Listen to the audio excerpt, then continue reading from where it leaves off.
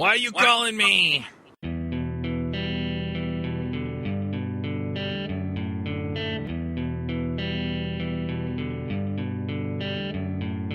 This episode is sponsored by Hired.com. Every week on Hired, they run an auction where over 1,000 tech companies in San Francisco, New York, and LA bid on Ruby developers, providing them with salary and equity up front. The average Ruby developer gets an average of 5 to 15 introductory offers and an average salary offer of $130,000 a year. Users can either accept an offer and go right into interviewing with the company or deny them without any continuing obligations. It's totally free for users, and when you're hired, they give you a $1,000 bonus as a thank you for using them. But if you use the Ruby Rogues link, you'll get a $2,000 bonus instead. Finally, if you're not looking for a job but know someone who is, you can refer them to Hired and get a $1,337 bonus if they accept a job. Go sign up at hired.com/RubyRogues. I'm excited to tell you about a new sponsor of the show, Rollbar. One of the frustrating things about being a developer is dealing with errors. Relying on users to report errors, digging through log files to debug issues, or a million alerts flooding your inbox ruining your day. With Rollbar's full-stack error monitoring, you get the context, insights, and control you need to find and fix bugs faster. It's easy to install. You can start tracking production errors and deployments in 8 minutes or less, or automatically create new issues in GitHub, Jira, Pivotal Tracker, etc. We have a special offer for Ruby Rogues listeners. Go to rollbar.com/RubyRogues, sign up, and get the Bootstrap plan free for 90 days. That's 300,000 errors tracked free. Give Rollbar a try today. Go to rollbar.com/RubyRogues. Hey everybody, and welcome to episode 262 of the Ruby Rogues podcast. This week on our panel we have Coraline Ada Emke. Hey there. Jessica Kerr. Good morning. Sam Livingston Gray. Because of the interesting word usements I structure. I'm Charles Max Wood from devchat.tv. Quick shout out about Ruby Remote Conf. Go check it out, rubyremoteconf.com. We have two special guests this week. We have Rashawn Stovall. Salud. And Noel. I'm not even sure how to say your last name. I know, it's French, as this man just saluted, but it's Sagaille. So, Noel Sagaille. Do you both want to introduce yourselves? Awesome. I would say that that is my government name, but throughout the community, they might not know who I am on this unless you reference to me as Snuggs. Okay. Let's just say that people often ask where'd you get that nickname from, and I'll say it's so old, let's just say I'm happy I wasn't called Stinky back then. Noel, go ahead and introduce yourself. Yeah, my name is Noel. I'm a software engineer. I work at Sensible.co, which is a robo-investment website that aligns your social values with your investments. I don't know, I'm not that proficient in Twitter, but I do go by the handle Mr. Burns. It's a play on my middle name in The Simpsons. Awesome. Well, we brought you on today to talk about communities and mentorship. And you both recommended something a little bit different from what we usually do. Do you want to explain what we're doing, and then we'll kind of move ahead from there? Let's talk about the Pomodoro. Oh, Yeah. I see. We're doing the Pomodoro technique with it. The TLDR is Parkinson's law affects us all. When we're passionate about something, we will exhaust the very last microsecond of time and use the excuse that I can't go to bed because the internet's broken. So the Pomodoro technique allows you to time box things. It actually is Italian for tomato. If you remember those little tomato timers, you would set for 25 minutes, and then all of a sudden your pie would hopefully be ready. So just by time boxing the work that you do and looking back in a reflection moment for 5 minutes even if it's just to go to the bathroom, that's always beneficial. Whatever you do in that 5 minutes is up to you. I like to go around and do a round of what did you learn, because you often are surprised by what other people have learned. Little known fact, I'm actually getting pie at the end of this Pomodoro. Yay! Love the tomato. Hashtag facts. So does that explain what a Pomodoro technique is? Sounds good to me. And because I like to ramble, so that kind of keeps the fence. Okay, so we're planning one Pomodoro. The 25 minutes is we're talking about community, and then we'll take a break and talk about something for 5 minutes. And then we're going to talk about mentorship in the second one. Precisely. And Sam, you posted the definition of Parkinson's law. Would you say what that is? Yeah, I always have to look up these various laws. And Parkinson's law says work expands so as to fill the time available for its completion. So we have Story limited of time my for this life. work's completion. Noel, would you like to kick us off? All right, for this Mission Impossible. So the communities I believe I've been involved in is Ruby for one and Ember for another. what I believe or how I see that they support and help my growth in the community is by, I guess it would be the idea of welcoming new people, like regardless of where you're coming from. It's usually a sense of, so how did you learn about this meetup? What makes you so interested in coming here, learning about frameworks and so forth and so on, and also bringing up interesting topics for the meetups from month to month. Per se, with Ember, it was just a curiosity in trying to understand that framework and how they have, I would say, study groups, I guess, on like it would be either before or after a particular monthly meetup where you can go just try to pair up with someone who's working on a project or come in with the problem that you may have with yours. And it was like no judgment, I guess, but I would say it makes you feel comfortable. I'll leave it at that. It doesn't, there's no sense of non-inclusion. So myself, I was in Virginia. Down in Virginia is where I went to school, James Madison University, go Dukes. And I had this calling. I knew that there was going to be an opening in the Ruby community. I got a degree in business, and it was a business decision for me to learn how to program. So I was knee deep in the Microsoft community, and then via Rosetta Stone, they actually introduced me to Ruby with their development team, and actually was my first part of what a meetup felt like and what a community was. I read the 4-Hour Work Week, actually. Shout out to Abdi, who I don't believe is on this call, but ironically, I was on the boat in Miami, and I was thinking of the 4-Hour Work Week, and Abdi said it on one of the podcasts as one of his picks, and I was like, it's serendipity. And I wound up, next thing I know, by the time I got to chapter 9, I was packing all of my bags, one-way bus ticket to New York City, and I was off. One of the first meetup groups that I went to was NYC.RB, which I currently am the event organizer to now. That was at Pivotal Labs, back when Pivotal was maybe 15, 20 people. Now they're, gosh knows how many. And also worked with another meetup group, and it's funny, Noel, so Jessica brought it up. I'm going to have to bring it up myself. I actually would like to go on record and to publicly give an apology to Sir Charles Maxwood, actually. Okay. And Charles is going to be like, wait, what? What part of the game is this? So back in around 2010, 2011, I was requested, one of the requests I had was to help start a meetup group called Ruby Newbie. And it was sponsored by NYU, and about 1,000 or so people signed up for it. I probably taught about 1,300 people, if I'm not mistaken, over the course of 3 years. I know where this is going now. Right. So there's no shade here, Charles. This is a gentlemanly thing here. Now, after a couple of years, I remember hearing Ruby Newbie, and Charles had a valiant effort. I think it was great. I watched all of the videos, but I had felt some kind of way because I was like, man, I've like dedicated so much of my life into like hundreds and hundreds of people in New York. And did he not Google to see that was there or not? I wasn't sure.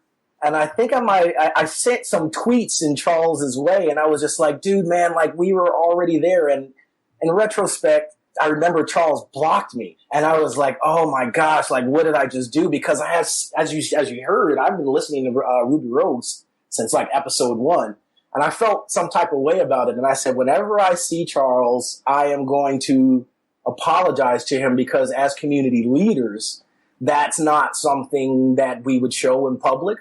But which we should show in public is when someone is humble enough to say, I apologize. And hey, the greater scheme of things, we're both trying to help the community. So I hope you accept my apology. Oh, absolutely. I had totally forgotten about it. That's how offended I was. So I know. Noel actually said, he was like, are you sure you're going to bring that up? And you know, sometimes they say you don't want to let people live rent free in your head. And I was like, I owe it to myself to give Charles his deposit back, if you will. So, Snuggs, that clicking sound you hear in the background, is Chuck unblocking you now? Yeah, I might have to go look at my block list.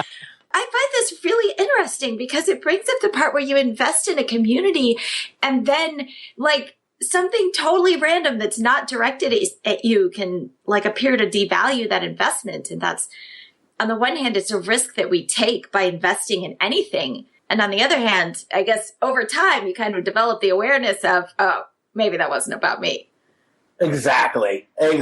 Because you know what canceled all of that? When I saw the videos of the people who submitted to Ruby Newbie for Ruby Rose, and I was like, that's the reason why I do it, just to see that smile on her face, like I just learned something new and someone accepts me. Yeah, Okay, it is interesting though. And yeah, I remember the email. I think I got an email and some tweets. I think there were also a few other people that you mentioned that I wound up contacting and going, so, what did I miss? And, I generally got nothing. So, it was, yeah, we did it. And yeah, it was cool. And what you're doing is cool. And yeah, that was about it. Mm-hmm. But it was just interesting to me. It was like, oh, wow, I didn't know that I had stepped on other people's space. But at the same time, I was probably in a bad mood and just, I don't want to deal with this. And I blocked it. I blocked you. I apologize for that as well. Oh, no worries, because when I went and looked at your Twitter profile, my hand was shaking and sweating, and then I saw that I could actually accept or that your profile was open. So the clicking you hear right now is me clicking follow on Charles's Twitter profile. I think this is really important in a way, because I think that we have a lot of people in the community who, I was on a podcast on Saturday, and the woman who's interviewing me was talking about people with no home training. I hadn't heard that expression since my days in Virginia, where I grew up. I haven't heard it at all. Yeah, it's basically like a lack of common decency and common sense. We see these are like really public feuds sometimes, and I think it's great when people in the community who do have conflicts resolve them in a mature, open, professional manner. I think it models good behavior for everyone else to follow, and I wish more people would do that. So home training is like house training, except with your mouth, not your pee. Nice. I like that. That almost went over my head before I reached up and caught it, actually. Well done, Jessica. Nice. So if you will, I'd actually like to approach this talk from the perspective of a community leader. Have you ever seen the movie Being John Malkovich? Love it. No. Oh, yes. Yeah, that's I a great haven't. movie. Recommend. So whoever has, if you can give a brief, a sentence synopsis of what it's like. Oh, there's this weird tunnel. And dude finds this weird tunnel on the 7 3/4 floor of some building, and he goes in it. And if you crawl into the tunnel, you actually get into the head of a different person. And that person was John Malkovich, who's some actor. And then he gets to control John Malkovich for a while until I forget what happens. And then it spits him back out the tunnel. And dumps you onto the Jersey Turnpike. Yeah, that's right. The exit is not the entrance. Yes, absolutely. So I wanted to approach it from that manner, because everyone wants to be part of a community, but really to pick the brain of our community leaders, which I definitely call myself one, and I think I've earned those stripes, at least in my own mind, and I'm definitely sitting with ones that are as well. And just so, we're not sitting on ivory towers, that's one of the reasons why Noel actually came on board, because, the mentee is the check and the balance of the mentor, right? Yeah. The thing that I like to point out, though, with the idea of community leaders is that some people get it in their head that they have to be somehow blessed or anointed to be the community leader. And in a lot of cases, all you really have to do is be out there and trying and helping people. And you Just show sort up. of assume that role as you make a difference for more people. Absolutely right. So I figured that from the Being John Malkovich part, I wanted to step through a little bit of my typical day. Yeah, go ahead. So have you ever heard of polyphasic sleep? Let me go ahead and put this link. Yes. Oh, is that the thing where you sleep and then you're up for a little while and then you sleep again? Yes, ma'am. Yeah, our culture promotes monophasic sleep, where you get all of your 8 hours in one chunk. But polyphasic is, there are various configurations, right, Rashawn, of sleeping for different bits of the day?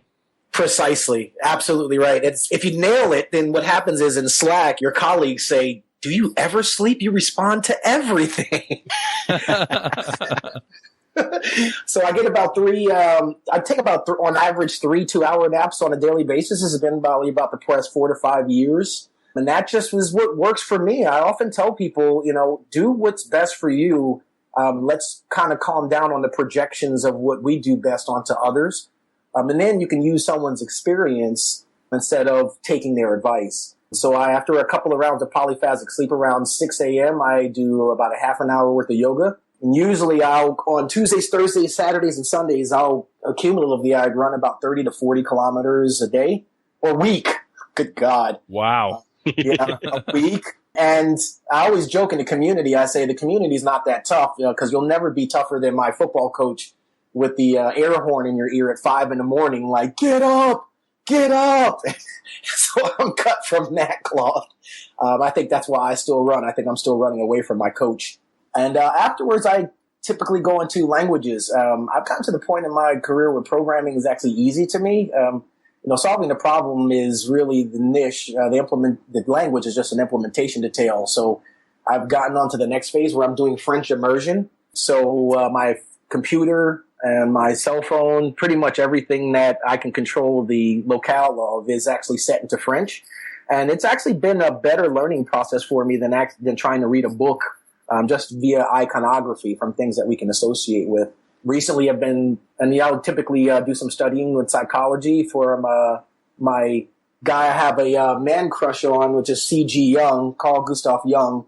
He's kind of helped me understand my own brain so I can help other people understand theirs. Typically, I'm in what I call perpetual motion, always moving. Anyone that knows me knows that I'm typically pacing or from city to city. I call it perpetual retirement as well, to where I'm traveling and leveraging investment in other people's time, like Noel. Jessica, since I've talked to you last, which is about a month ago, maybe a month or two ago, I've been in 15 different cities, speaking from conferences to meetup groups to just going and saying, hey, you asked me to pair, and here I am. So I actually just took the train from Seattle all the way down to San Diego and stopped at every city in between, stopped at each Pivotal Labs, all of the, the go-to people, and even the little people who are coming up to help them out as well. And that's usually how I start my day off. And then I'll go check my messages. I'm averaging about 300 to 500 messages per day and communicating with about 100 to 200 people on a daily basis. Now, of course, I leverage other people's time with that. But,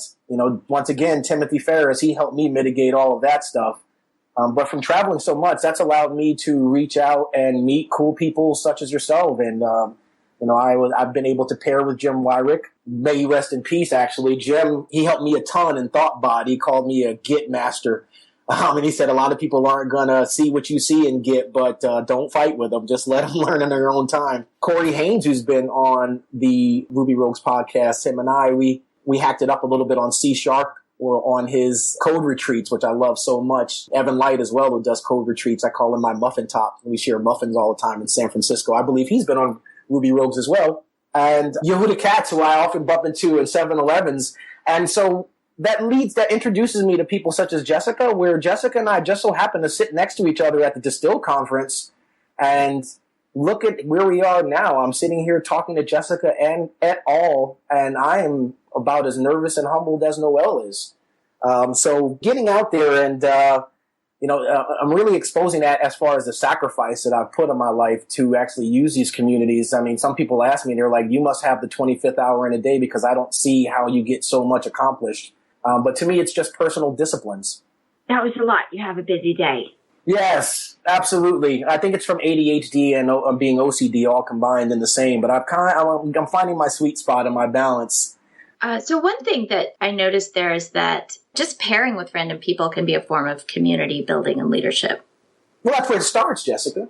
It starts one-on-one. If you think about it, when you come to the user groups regularly, and maybe you go to more than one in your area, and new people come in and they come to the groups for the first time, they see you as an example, as a relative leader. And you don't even realize when you're setting an example for people. And then if you offer to help and pair with people, yeah, that's leadership. And it scales up slowly. You're right. That's how I met Noel. He tapped me on the shoulder on multiple talks that I had given. And he said, look, man, this is the third time I'm going to walk up to you at a podium and tell you I want to study under you. So in my opinion, and this is something I talk about in some of my open source talks, a community is not just a group of people doing the same thing. A community is a group of people who have shared values and they act on those values. So Rashawn, what are some of your values as a developer? Some of my values as a developer, typically I'll start thinking of my mother, who's my business mentor, development mentor. She actually was a programmer, I found out recently, which blows my mind. There's two things that I love, the two A words, altruism and autonomy. So who can give me a definition of what altruism and a definition of what autonomy is? Altruism, go on. That's it in your own eyes, of course. Altruism is usually putting other people's interests at least equal with yours. And autonomy, I think of as something that you grant to other people when you don't try to tell them how to do something. I guess Right? I can. Oh, No, sorry, go. go ahead. No, go. No, I was going to say, because I probably got the cheat sheet. Altruism is basically having empathy in the sense of understanding other people's points of views and so forth, while the other would be basically giving that person or others the power to make decisions without having to come to that other person or go to a manager, giving them the confidence to go there and not worry if they're going to do something wrong. So in that case, altruism is something you look for in yourself, and autonomy is about other people's autonomy? In my understanding, yeah. I mean, you can definitely act to preserve your own autonomy, but yeah, I like the sentiment of, allowing people to succeed or fail on their own and make the decisions that make the most sense for them, because they are where they're at. And sometimes we don't always see all of the important parts of that, which, if you're tying altruism to empathy, is a important part of empathy, is recognizing that you can't completely empath with another person. This is true. My mother says often to that there's a difference between empathy and sympathy. So always have empathy, 100% empathy, but have zero sympathy. That's a pity party. I have empathy for when Noel is attempting to learn something new, and we pair. We figure out how we can remove those blockers, but having zero sympathy for, say, for instance, one of the other individuals I mentor, Lizzie, she often will hit me up and say, I'm having fun. I'm sorry for cutting you off. We just hit that Pomodoro. Been very quiet and letting people speak without trying to give warnings. But as Rashawn would say, the question at this moment is, how do you feel about what you have done? Stars. Yes, there's stars. There's categorical stars. In the Pomodoro? In the Pomodoro that I have, there's no stars. There's 1 star, which means happy. 2 stars means excellent. 3 stars means incredible. So to everybody in the call, how do you feel? That's a very right-biased star system. It is, isn't it? And we don't have to use it. That's just part of one of the apps we built. That's what it asks you. Sam made a derp face in the chat. I'll start off. I would like to have 3 stars, really 4 if I could, because I feel really good about what happened with Max and I. You don't understand how much that means to me. I feel like it's been 3 or 4 stars so far. It's funny because I don't feel any different because I wasn't worried about it before. Mm-hmm. But at the same time, I feel like the conversation has been terrific. It's been helpful. It really illustrates a lot of important points about being a leader and understanding the roles that we play, not just in our own lives and careers, which is sometimes what we focus on, but also in the lives, careers, and understanding and the way that people grow for other people.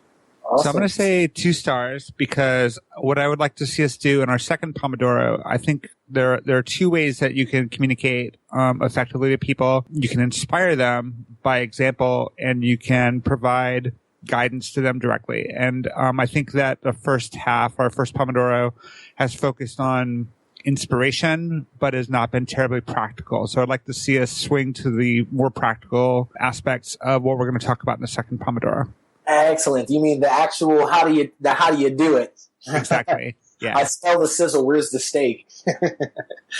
Great. And what did Noel of yourself, and then we can do a round of what did we learn? Well, for me, I think I would say I'm excellent.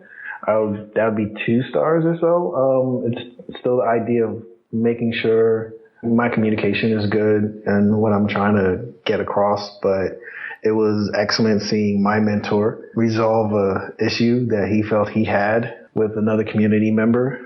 So it was good to see that for him. It was also good to understand from his perspective how he sees himself as a leader, reflective of me as a pupil, and how everybody else's perspective is on the community itself.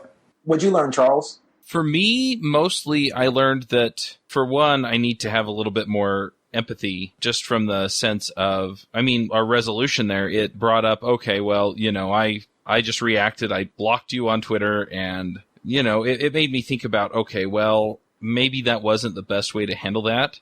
And if I had really thought about how you felt, I probably would have responded a little bit differently. Wow. Interesting. Sammy, what's up? What'd you learn? I'm going to pass. Sorry, I'm not feeling especially engaged, or like I'm having a hard time following this conversation this morning. Okay. That I'm gonna give Sam some stars for saying that, because just being able to acknowledge, well, for one thing, when you acknowledge when you're not engaged and feeling included and participatory, enables us to change our own styles of discussion to be more inclusive, to be more, to make it work for the entire group. I like that, because imagine going through an entire show without exposing that information. That's one of the things I like about Pomodoros, when you can step back and say, oh, wow, I put myself in that person's head for a second.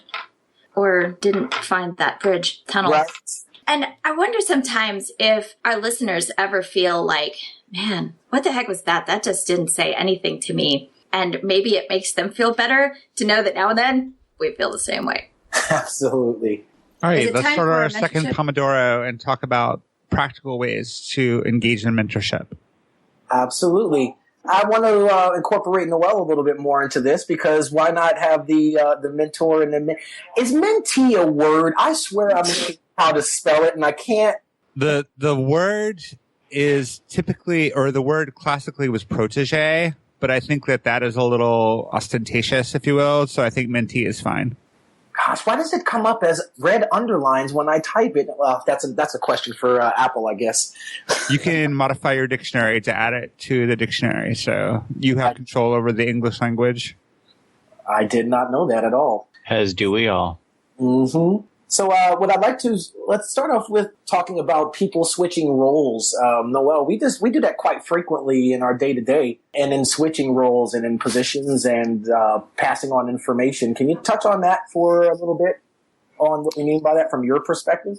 What we have at work is basically, I would understand it as people trying to educate others in different domains, where it be marketing, software development, ESG. I'm talking right now, so hopefully Snuggs, Rashawn can give a link to what that is. That's actual environment, social, and governance. And basically trying to give an overview of this information to other people that wouldn't be relatively nuanced in it. So we do pairings, and within our company, we try to basically not go more than 48 hours without touching base with somebody. In that sense, we make sure the other person or the two people that are engaging don't become distant, don't become disconnected on what is going on with another person's day-to-day work. It helps with the sense of where it'd be if Rashawn were to pair with me and I just learned something, best way to basically understand it is explain it to somebody else.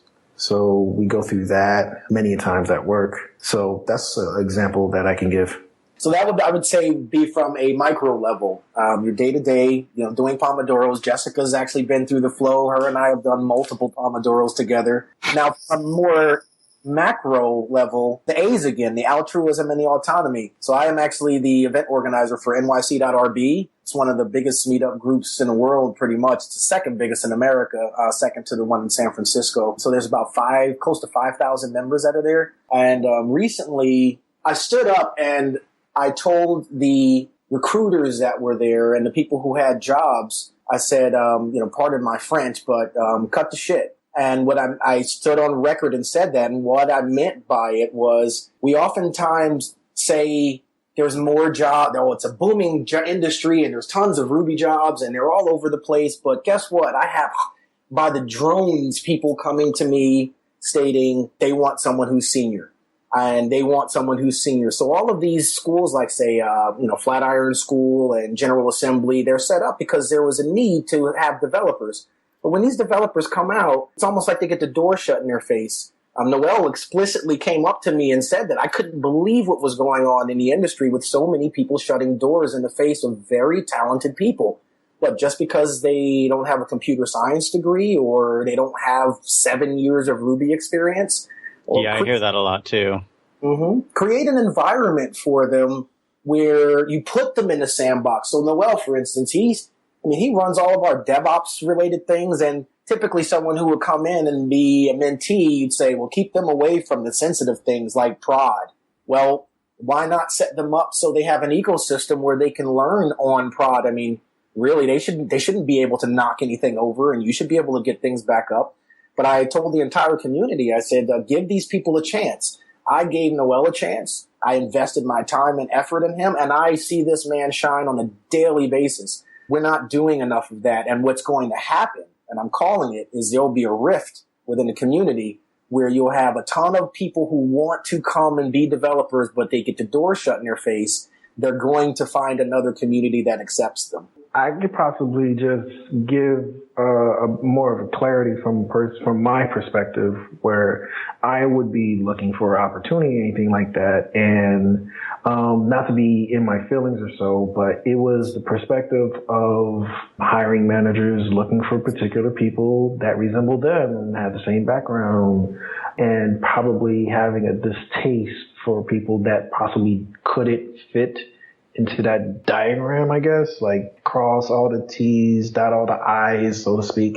So it would be a tougher hill to climb if you didn't reflect the vision that they had for what they want from that position. It's really clear to me that the old way of filling development jobs with CS grads, a lot of people are still clinging to that, saying, oh, we need to get more people in CS programs. And I think what we need to do is be more open to people from different backgrounds. I don't have a CS degree. I know a lot of people who are very successful that do not have CS degrees. And our hiring practices need to reflect the fact that the population of developers that we are drawing from is largely not CS graduates anymore. It's people who are coming from boot camps. It's people who are self-taught. And we need to tailor both our interview process and our working environments to that fact. And I think a huge part of that in making people successful is people who are established already in their careers, remembering how they got started and working actively to bring people along with them. Yeah, that goes back to mentorship. We talk a lot about needing mentors, but there's another side of that, which is advocacy. Is that the right word? I think it's a great word. Because you don't get jobs from your resume, typically. You get jobs by knowing people, and people love to hire the people they know. And so a big part of mentoring of really helping people is also advocating for them within your company, especially. Somebody needs to say, hey, have you thought about promoting so-and-so? Because I think she'd make a great architect, or whatever it is. Well, and often just go ahead. No, I'm sorry. I didn't mean to cut you off. I thought you were. But this idea that you're talking about is something that, I mean, that's what my book, Get a Coder Job, is about. It's about getting to know these people who can advocate for you, because otherwise it's hard. I mean, this problem, I do the 15-minute calls with podcast listeners, and a lot of them are new, and a lot of them are saying exactly this. It's like people are hiring for CYA to cover their butts and just make sure that they can't get in trouble. And one way to override that is through networks, because people aren't as afraid of hiring somebody who was recommended by somebody they trust. Yep. Right, which brings up that I think for those of us who are more experienced and maybe have a broader network, part of our responsibility as mentors and advocates is to make our networks available to people who need them.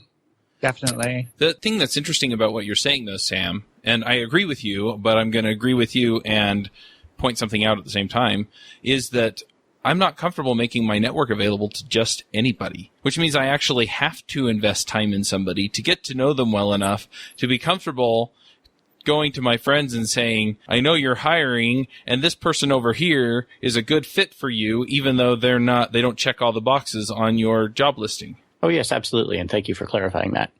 You do have to be able to make a meaningful recommendation both ways for that to work. Yep. Pair with people. Sam, that's where the autonomy and the altruism come all in the same basket.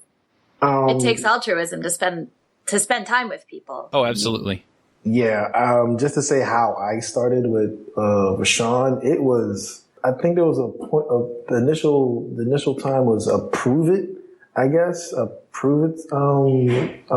probationary period where I had to show that I wanted it. Not to say that he had me do some menial work, like, are you kidding me? But it was to say, it was on some like Karate Kid, wipe on, wipe off type of situation. Wax on, wax off, exactly. Wax on, wax off situation where you're doing something so simple, so easy, and you're really not understanding or grasping why is my mentor having me do this? But I was a humble person. I've grown into becoming a humble person and being patient and listening very well to what he was trying to instill in me. So it would be that type of approach, I would say, for anybody who is a little questioning of maybe wanting to bring somebody along but not knowing if they can trust them. It's seeing what level of dedication they have to the craft. How serious are they about this? I come from a boot camp, and it's sad to say that maybe a couple of people that I know personally, they lost some steam. They lost some, head first going into it because of a lot of dejection they got from hiring managers, and basically they gave up. And if they had like a mentor or someone to support them but give them structure, it possibly could have been a different direction for them. But it was a time where I questioned, I was like, is this a joke? Like, does he like seriously consider me someone to show some tutelage to? But it was something to understand. So a big piece of being a mentor is finding the person to pair with. And yeah, as you point out, as Jeff points out, that's a time investment and a cost, and you want to make sure it's worth it. Yeah, but the thing is that if you're looking at it just strictly from a financial point of view, is it worth it? You can argue about that, but the payoff for me is seeing that I made a difference for somebody. And absolutely. If that's the payoff for you, then it's totally worth it to put the time in. That's something that I've learned over the last year is as I reach out and help people, be it by talking about things like this on Ruby Rogues or by sitting down one-on-one with somebody who just got out of a boot camp and is trying to find a job, or going to the users groups and pair programming with somebody or whatever, and then seeing, hey, that made a difference. I mean, that's the payoff. I go to the conferences and people tell me which episodes help them get their dream job. And that's the payoff for me. And so if it isn't something that will pay off for you, if that just doesn't get you up in the morning, there are other ways to contribute to the community that will. But I think a lot of us are people, and people like to connect with other people and feel like they matter to other people. And this is a terrific way to do that. So on the topic of like finding mentees and what I did, I mentor 4 young women right now, 2 of them from a previous job and 2 of them from the interwebs. I actually put up a survey. I put up a questionnaire and I asked questions about like what they're looking for in a mentor, some questions about their work style, what their goals were, questions to try and get to know them better and try to align that with like my values as a developer and what I think my strengths are as a mentor, and select people that I thought I could help the most and that I would be most successful in building a relationship with, because mentorship is a trust relationship and it's a commitment to someone else. And I don't think you can do that with a stranger, and I don't think you can do that in a one-off situation and call it mentorship. I have a question for Sam. Yeah. Sam, do me a favor. Can you close your eyes, sir? Okay. No peeking. Now, can you bring yourself back to the moment in your career when you were just really stuck between a rock and a hard place, in whether it be development or just a moment in your career? And gosh, which one? As far back as you can go, sir. Well, the time when someone stepped up and it feels like they just popped up out of nowhere, or even you sought them out. What was that feeling at that moment? Because you sort of are passing on the stone to whoever comes next, but then there is this notion of homage as well that you pay, because we all learn and then pass it on with our iteration to the next. Can you put us sort of in your head, Sir Malkovich? Well, yeah, okay. So there was a time around 2008 or so where I had gotten laid off from one position and sort of scrambled to find something else and wound up, working in a part-time position that was really not a very good fit for me at all. And then I got laid off from that. And so this was, pretty hard. I also had a young child in the house and, sort of adjusting to being a new parent. And all of that was kind of difficult to deal with. And I wound up getting another job that was, maybe not the most functional environment as well, but it was still better than what I had before. And then I wound up talking to somebody who had been at that place before and was coming back to do a little bit of consulting, and wound up, having some conversations with that person about the environment that I was in, where they were able to provide a lot more context about why things were the way that they were at this place. And that really sort of helped me understand what was going on, feel like it wasn't my fault. And so that was really useful. And then, coincidentally, they also happened to have a job come up available a couple of months later that I applied for. And that turned out to be one of the best jobs of my career. So, yeah. Was that what you were looking for? Absolutely. It's just what it did was I was typing in the message that his eyes were still closed. Cool. He's feeling it. What you felt there, we can't forget that. No, absolutely not. And can't forget it in action as well. Yeah. And everybody that you think is a leader, there's somebody there who was there for them in a moment when they needed just that encouragement. Sometimes, especially starting a new job, I find about 3 or 4 months in, there's usually this period of, I know nothing and I am useless. I don't stop feeling that for the first 6 months. Yeah, it takes a long time. Even now, when you're an experienced person, right? Yeah. Every single new job, it's minimum 3 and sometimes up to 6 months before I feel like I have any clue what's going on. GitHub is such a complicated culture and such a complicated system. Yeah, I'm feeling that right now with my job there. I'm only not quite 2 months in, and there's just so much to absorb. Well, and I'm self-employed, and I experienced this myself. Where's the next chunk of money going to come from? Where's the next job going to come from? What am I going to do now? Should I change what I'm doing and try something different? Should I, make contacts over here, or should I go to this conference over there? And there's a lot of second guessing. And I have 2 groups of people that I talk to, mastermind groups, that provide this sort of thing here. So, what we're talking about with having people who can push us along the right way or help us make these connections or whatever it is. You think self-employed people have it all together, and that's definitely not the case. And we need this too, and we get it in those ways. Just those little encouragements. Yep. Of, hey, you're doing cool stuff. Yeah, or even, I have this expertise that you seem to lack. Let me help you with that. Yeah, like a couple months ago when Snuggs helped me with CSS and HTML, and I was like pulling my hair out. I was trying to learn Elm, but I couldn't make a stupid page do freaking anything. How do you get that one thing next to the other thing? And like an hour spent with someone who was not only knew what he was doing with CSS, but had learned it recently enough to be excited about it still. That's the best. Well, everybody does that with CSS. Oh my goodness. Guilty as charged. Max, I want to say thank you too, sir, because actually, Think and Grow Rich, that's one of the books that I keep in my repertoire. I consider it a lifetime book that I'll always go back and reference. It's a great one. And I've read about the mastermind group, but it was actually you probably earlier in the Rogues podcast. I think it was in the 100s where you were talking really heavy about the mastermind group, and went out and started myself one as well. And I think now, I have multiple Slack channels, but there's literally hundreds of people that, I consider part of Mastermind, Extended Mastermind. And it's an awesome thing to be able to have that support structure around you. And that's no matter how long in the tooth your career is. That is so true. And if you ever get into a mastermind group that works, oh yeah, you'll never go back. You will start mastermind groups trying to recreate something that works, if you can't find one that already exists. Isn't that like a group of people who talk to each other or something? What is this thing? So in Think and Grow Rich, he explains that multiple people working on a problem or thinking about a problem is better than a single person working on a problem. And so it's a mastermind in the sense that it's multiple minds working on the same problem. But what really makes a mastermind group work is, and it varies from group to group as to the size. Most of the ones that I've seen usually range from about 4 to 6, unless they have a professional moderator that can take them to 8 or 10. But anyway, what happens is everybody in the group is committed to the success of everybody in the group. And what that does is it creates an environment where I can come in and I can be completely honest. I can come in and say, I totally screwed this up.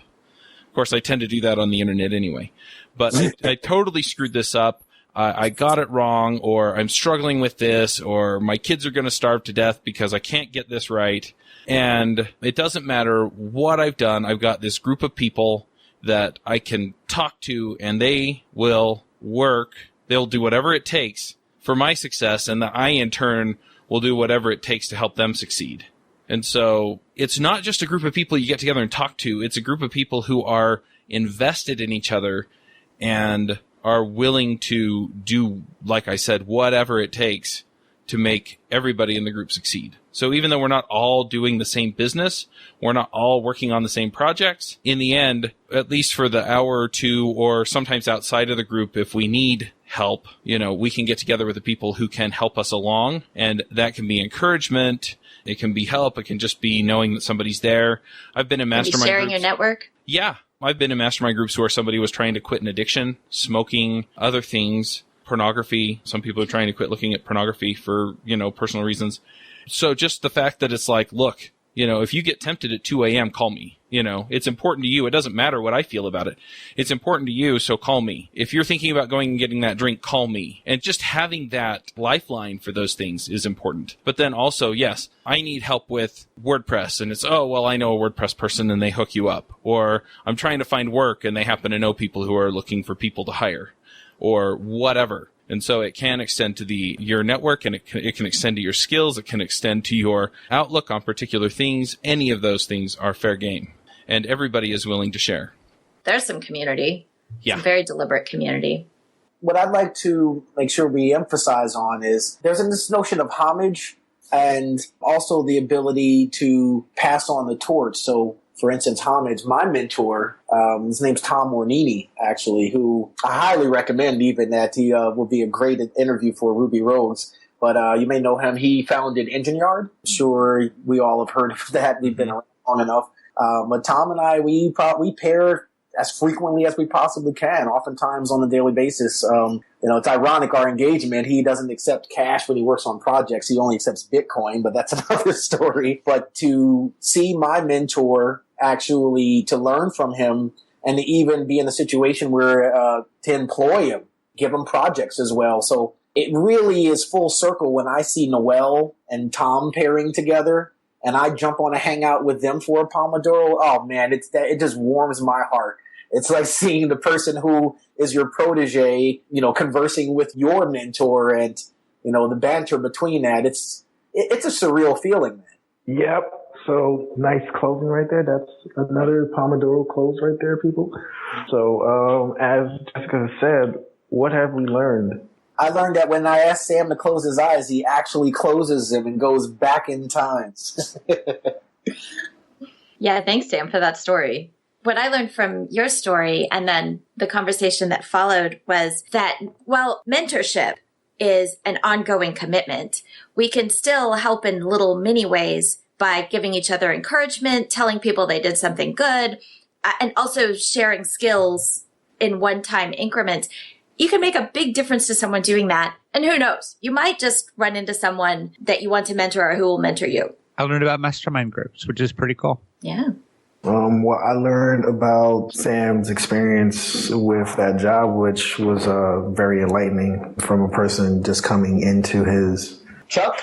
So for me, it was kind of a reminder, not necessarily something that I learned, but something that I had forgotten and relearned. And that is that no matter where you are on this journey, as Jessica and Sam and Coraline all pointed out, there are hard things to learn, even for people who've been doing this for a long time. And so when it gets really rough, when it gets really hard, and I'm thinking, oh man, I'm the only person that deals with this. I'm supposed to be the expert because I'm the guy on Ruby Rogues, and I haven't a clue what I'm doing. That's just not true. That even experienced people run into problems that they don't know offhand how to solve. And sometimes it's hard.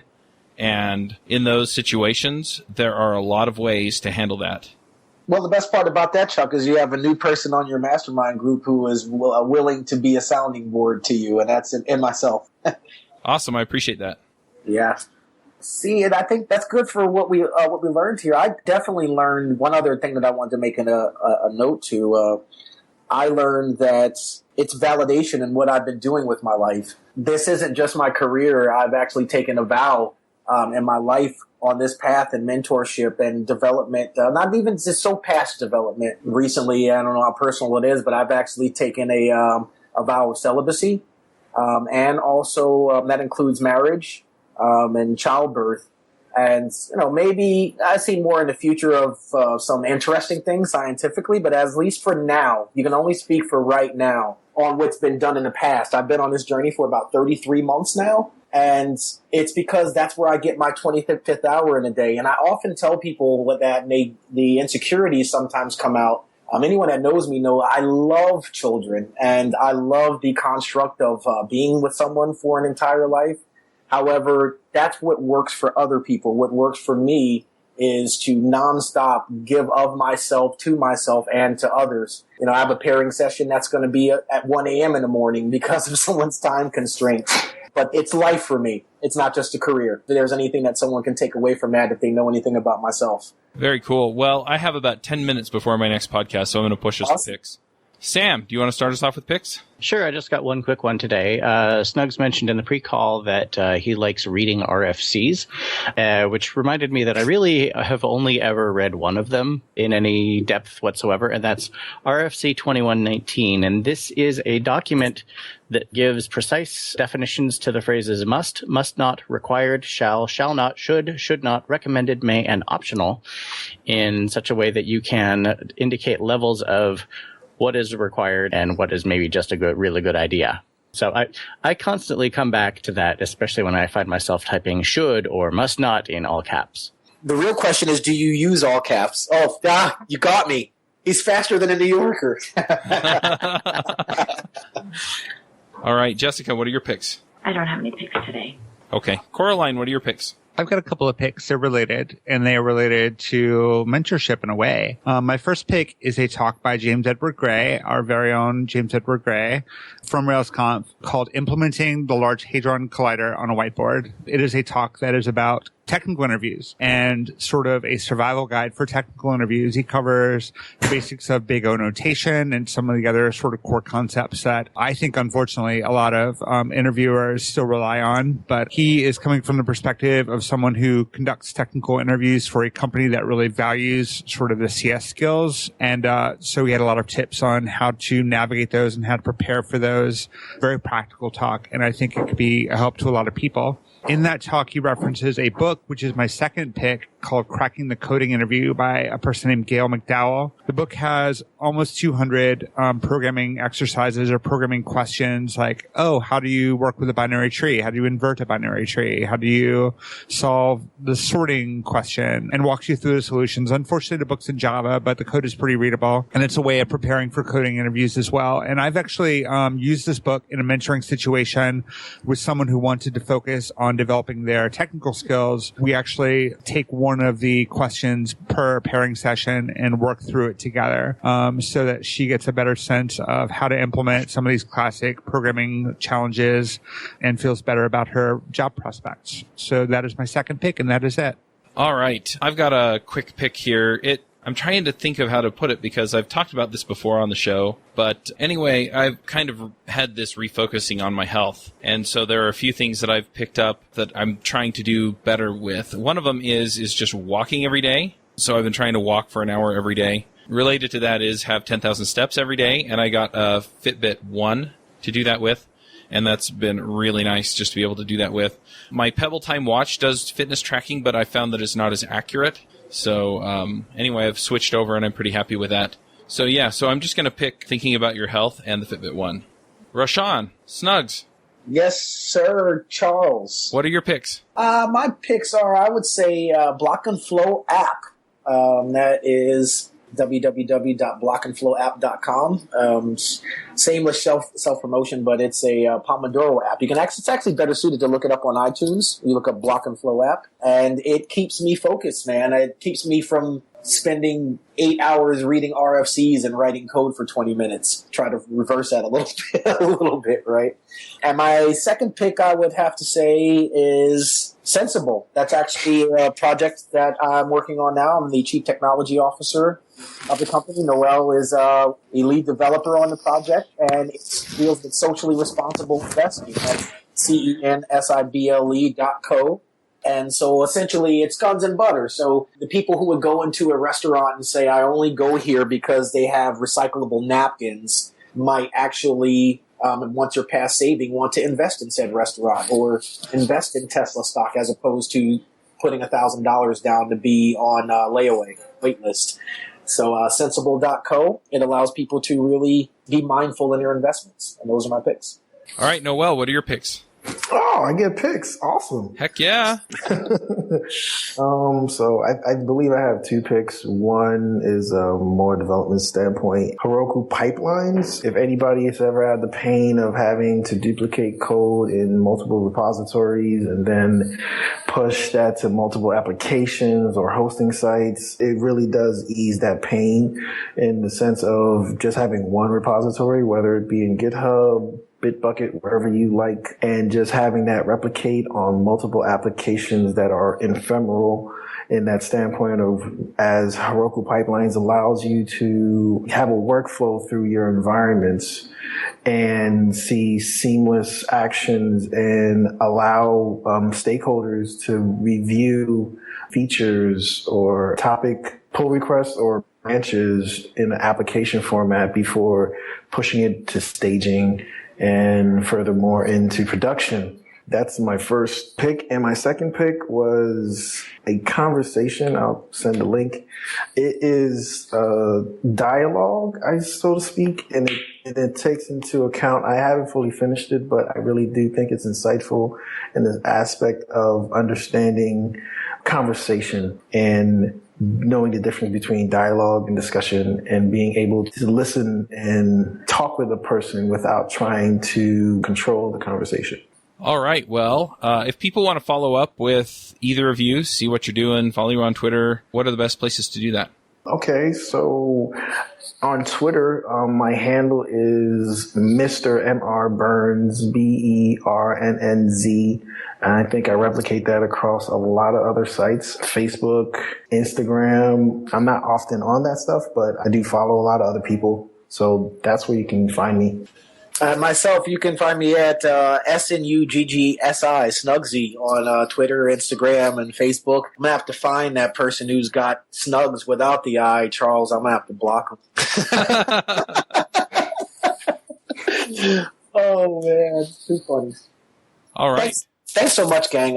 This has really been an honor to me, and it's this year has been so humbling for me. The meetup that introduced me into the community, I actually am the event organizer for that meetup as of this year, and the podcast that I've been telling people for years is the #1 podcast in Ruby. I am actually on said podcast right now. You have no idea how much this podcast has helped myself and my career throughout the years, so just paying a little homage to Ruby Rogues. I have to say, I love hearing that because, I mean, we talked about it before, but that's the payoff right there. You know, we made a difference for somebody, and now you're making a difference for other people. Exactly. Yeah, this has been a really interesting episode. Yep. Not the standard. So thank you for that. Yeah, awesome. 2 thumbs up. You never know what you're going to get with me, right, Jessica? You're probably going to get Pomodoros, though. That's right. Hashtag facts. All right. Well, I've got to jump off and get ready for the next show. So bye, everybody. We'll go ahead and sign off, and we'll catch y'all next week. Bandwidth for this segment is provided by CacheFly, the world's fastest CDN. Deliver your content fast with CacheFly. Visit CACHEFLY.com to learn more. Would you like to join a conversation with the Rogues and their guests? Want to support the show? We have a forum that allows you to join the conversation and support the show at the same time. You can sign up at rubyrogues.com/parlay.